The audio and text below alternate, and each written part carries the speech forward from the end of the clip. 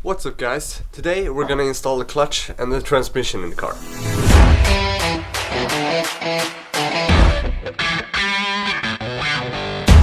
Alright, so the clutch combo I have for this car is a what do you call this? A disc or something?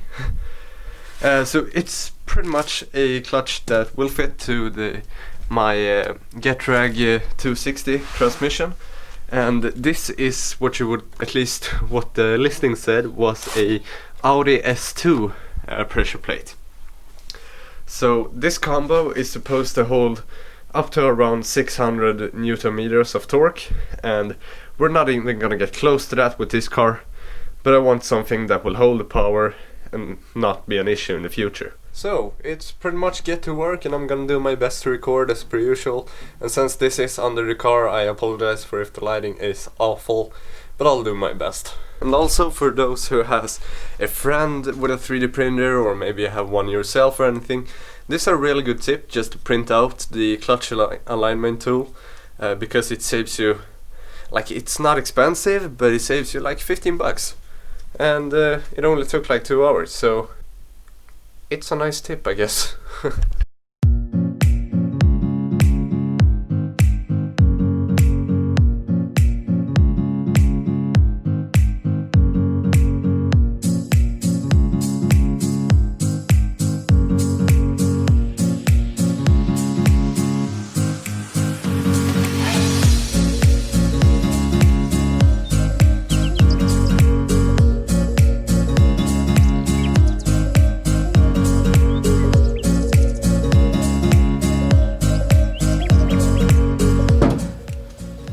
Hopefully you guys can see well. I've been doing my best to just lie down flat so you actually get a view up there. Yes, before any of you ask, I'm gonna torque him down with a proper torque wrench. Should I have had Loctite on it then? I have no idea. Probably should have. That sucks. Okay, so I just took off all the bolts and put Loctite on them. So now I'm hopefully just gonna torque them down to spec, which isn't too much. It's about 25 Newton meters.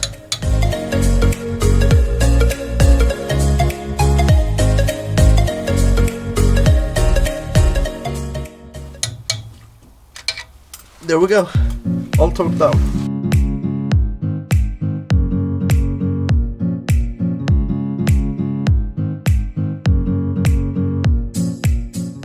Okay, so this is cool.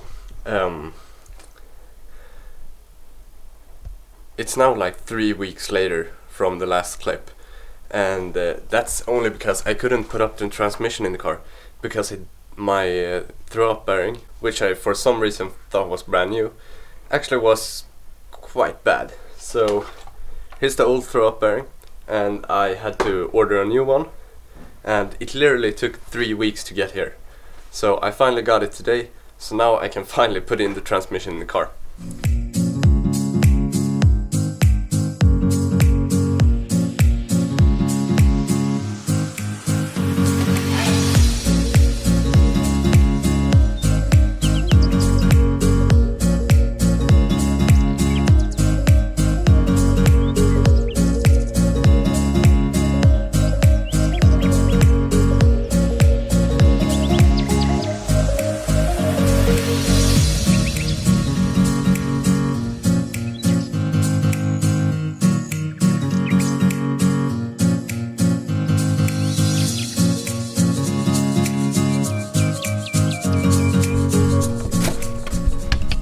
And no, the transmission doesn't sit that far back. I just, with the height I have the car at, I have to put it in the rear end.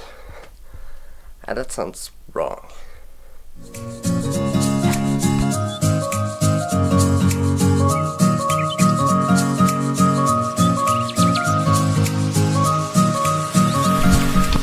Okay, so we ran into a little issue with the transmission mount.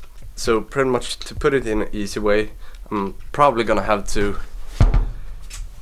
either figure out some really creative way to get the transmission in there, or I'm gonna have to rebuild the transmission mount, because I'll do my best to show you, but as you can tell, the transmission mount is right there, but the previous owner, the guy who made this transmission mount, made it way too tight, so I actually had to hammer it in there to even get it to line up to the right spot, which means there's no way I'm gonna get that transmission in with the mount bolted to the transmission. So either I'm gonna have to try and find a way to finesse the transmission onto the mount and into the engine with the mount in place, or I'm gonna have to rebuild the mount. I haven't quite decided what I'm gonna do yet. Okay, so I decided, since this is just a bit too wide, and we're like talking millimeters, so I'm just gonna put a cut right here, then I'm gonna bolt it back up, weld it all in place, so we get the correct measurements, and then hopefully we'll just be able to bolt the transmission up.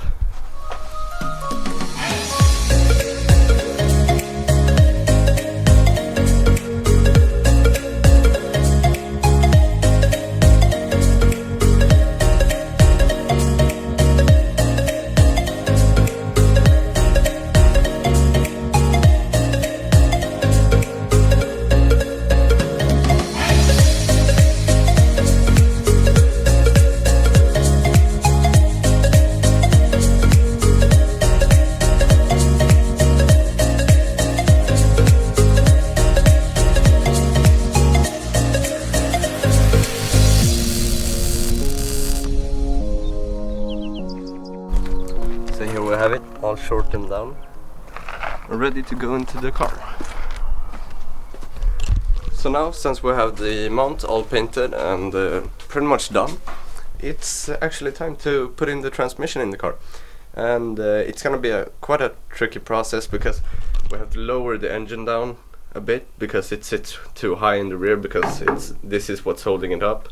So we have to lower it down for the transmission to align, and yeah, pretty much put everything up and bolt it into place.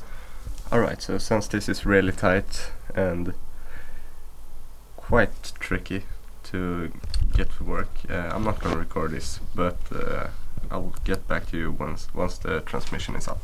Okay, so it's now like a couple of hours later, and the transmission is actually in the car.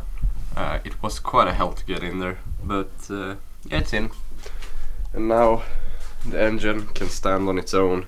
It doesn't need this piece of wood to hold it up. So yeah, now the two most essential parts of the car is in place, and we can start working on the smaller stuff, like the turbo, the intake, the wiring and stuff like that. And yeah, you can expect this to become a regular habit of mine, because apparently I suck at remembering to make outros. But anyways, if you enjoyed this video, hit that like button, maybe check out some other videos, and I'll see you guys in the next video.